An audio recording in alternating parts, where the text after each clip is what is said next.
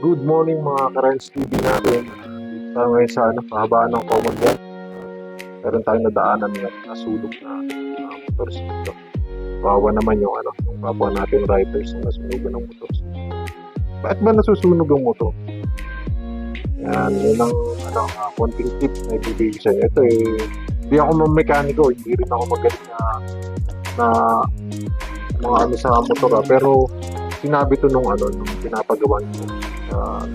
Pagka daw nasusunog yan, electrical daw yan. Pagka nagdikit yung positive tsaka negative. Napapansin nyo yung mga wire na sa akin. Yan, may pumasok na booking sa akin. Inakset ko.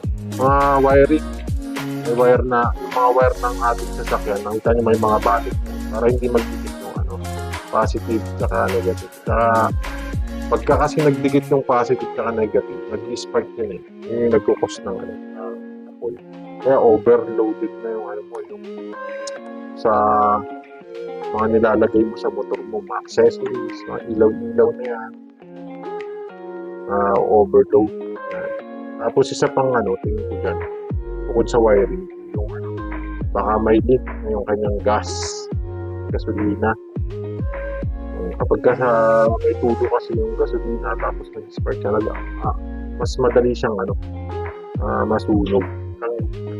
Alam ko baka sa mga kapwa natin riders yan o mekaniko na makapanood yan, pa-comment naman bakit ba nasusunog mga reason o dahilan bakit nasusunog yung sa motorsiklo. Kasi sa mga kapwa ko riders, check natin na mabuti. Baka yung mga wire natin na nakagat ng taga, may mga nag-spark na ipacheck na agad natin na mas marunong sa wire.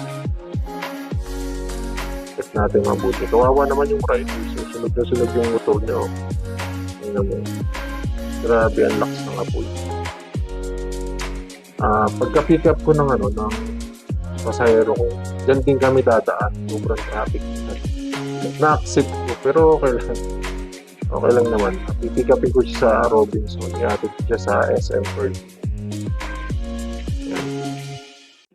Ayan na. Itong parte na to, na-pick up ko na yung aking pasahero. Diyan natin makikita talaga ano nangyari sa motorsiklo. Ang tagal niya nasunog talaga. Although may tumulong naman sa may tapat ng Metrogas.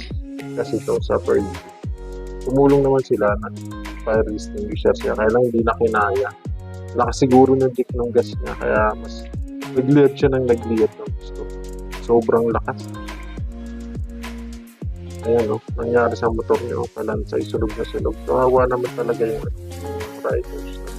Wala na siya mapapakinabangan sa motor. Araw-araw mong ginagamit, panghanap buhay. Yun lang mga riders. Madaanan lang natin yan. Maraming salamat po sa mga nanonood ng aking vlog. Sana mag-subscribe pa kayo. Paki-share na lang din. Paki-comment yung inyong idea para ma-share natin sa iba.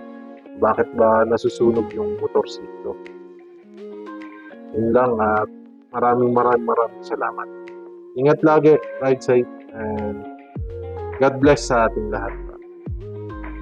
Happy New Year. New Year na mga kabubi. Jai pa.